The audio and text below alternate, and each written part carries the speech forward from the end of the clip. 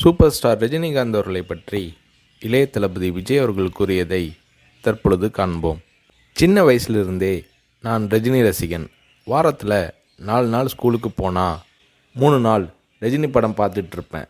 எனக்கு 5 வயசாகி இருக்கிறப்ப ரஜினி சாரோட அன்புக்கு நான் அடிமை படம் ரிலீஸ் ஆச்சு. எப்படியாவது படம் பார்த்துடணும்னு ஆசை.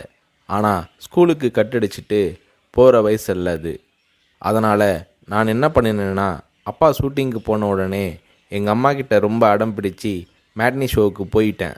மேட்னி ஷோ பார்த்துட்டு வெளியே வந்ததும் திரும்பவும் ஈவினிங் ஷோ பார்க்கணும்னு அடம் பிடித்தேன். ஒரு போடு போட்டு வீட்டுக்கு கூட்டி வந்து விட்டாங்க. அங்கிருந்து நேரே சுரேந்திர மாமா வீட்டுக்கு போனேன். அவருக்கு நான் செல்ல பிள்ளை. என்னடா திடீர்னு வந்திருக்கேன்னு கேட்டார். அன்புக்கு நான் அடிமை படம் பார்க்கணும்னு சொன்னேன். என்னடா திடீர்னு வந்து சொல்கிறானாரு. இல்லை, கண்டிப்பாக போகணும்னு சொன்னேன். சரி வா, அம்மா கிட்ட போய் சொல்லிட்டு போகலாம்னாரு. இல்லை, அம்மா கிட்ட சொன்னால் திட்டுவாங்க. நான் உங்கள் வீட்டில் இருக்கேன்னு சொல்லிட்டு வந்துட்டேன். படம் பார்த்துட்டு நைட்டு போயிடுறேன்னு. அதே மாதிரி சுரேந்திரர் மாமா கூட போய் 2வது தடவையாக படம் பார்த்துட்டு வீட்டுக்கு வந்துட்டேன். அப்படியும் சும்மா இருக்கலை. ஷூட்டிங் முடிஞ்சிட்டு 9 மணிக்கு அப்பா வந்தார். வாடா சாப்பிடலாம்னாரு. எனக்கு பசி இல்லைன்னு முகத்தை திருப்பிக்கிட்டேன். கோபமாக இருக்கிற மாதிரி நடிப்பு காட்டினேன்.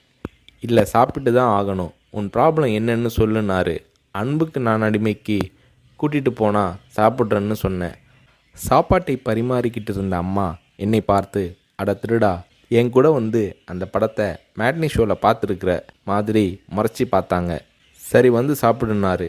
சாப்பிட்டு முடித்ததும் நைட் ஷோவுக்கு கூட்டிகிட்டு போனார்.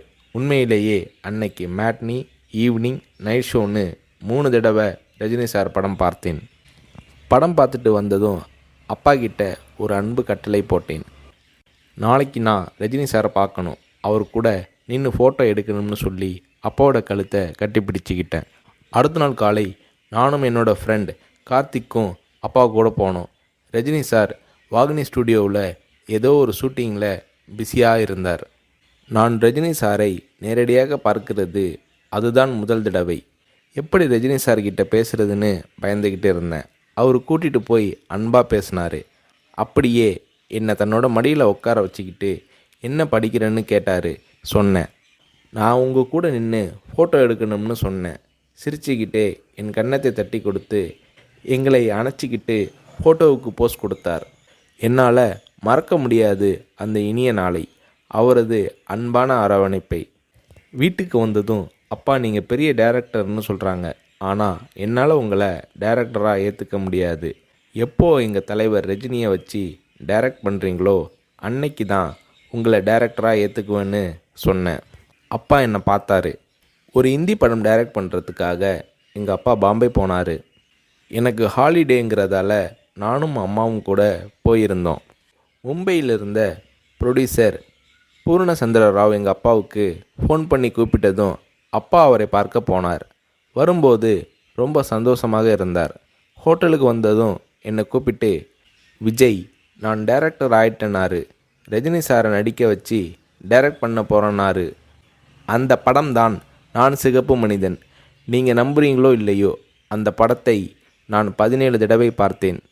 நடிக்கணும்னு ஆசைப்படுறியே, உனக்கு நடிப்பை பற்றி என்ன தெரியும்னு எங்கள் அப்பா கேட்டதும் உடனே அப்போதே ஒரு சீன் நடித்து காட்டினேன். அது என்ன சீன் தெரியுமா? அண்ணாமலை படத்தில் ரஜினி சார் பேசிய பெரிய டைலாக் சீன். நான் ரஜினி ரசிகனாக இருந்ததால் அவரோட பல வசனங்களை மனப்பாடம் பண்ணி வச்சுருந்தேன். அதில் ஒரு வசனம்தான் எனக்கு உதவியது.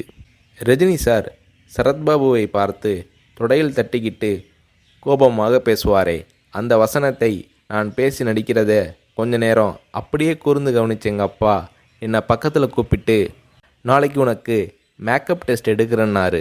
அவர் அந்த வார்த்தைகளை சொல்லி கை குலுக்கியதும் எனக்கு சிறகு முளைச்சி ஆகாயத்தில் பறக்கிற மாதிரி எல்லையில்லாத மகிழ்ச்சி பொங்கியது என்று நடிகர் ரஜினி அவர்களை பற்றி இளைய தளபதி விஜய் அவர்கள் கூறுகிறார்.